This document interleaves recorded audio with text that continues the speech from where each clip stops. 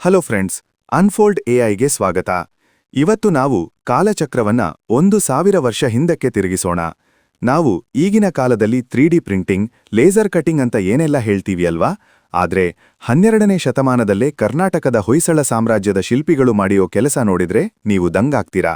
ಮುಖ್ಯವಾಗಿ ಬೇಲೂರು ಮತ್ತು ಹಳೇಬೀಡು ದೇವಸ್ಥಾನಗಳಲ್ಲಿರೋ ಆ ಕಂಬಗಳು.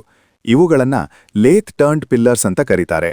ಅಂದ್ರೆ ಒಂದು ದೊಡ್ಡ ಕಲ್ಲಿನ ಬಂಡೆಯನ್ನ ಯಾವುದೋ ಒಂದು ಮಿಷಿನ್ ಮೇಲೆ ಇಟ್ಟು ಅತೀ ವೇಗವಾಗಿ ತಿರುಗಿಸಿ ಅದನ್ನ ಕೆತ್ತಿರೋ ತರ ಕಾಣುತ್ತೆ.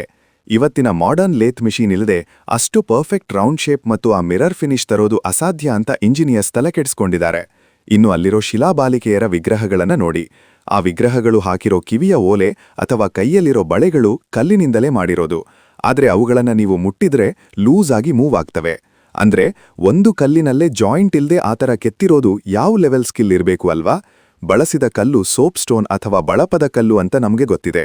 ಆದ್ರೆ ಆ ಕಲ್ಲು ಮೊದಲು ಮೆತ್ತಗಿರುತ್ತೆ, ಆಮೇಲೆ ಗಾಳಿಗೆ ಎಕ್ಸ್ಪೋಸ್ ಆದ್ರೆ ಗಟ್ಟಿಯಾಗುತ್ತೆ ಅನ್ನೋ ಸೀಕ್ರೆಟ್ ಕೂಡ ಅವರಿಗೆ ಗೊತ್ತಿತ್ತು.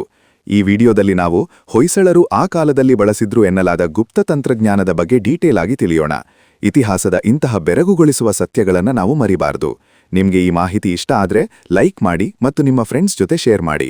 ಇಂತಹ ಮತ್ತಷ್ಟು ಇಂಟ್ರೆಸ್ಟಿಂಗ್ ವಿಡಿಯೋಗಳಿಗಾಗಿ ಅನ್ಫೋಲ್ಡ್ ಎಐ ಚಾನೆಲ್ ಸಬ್ಸ್ಕ್ರೈಬ್ ಮಾಡಿ.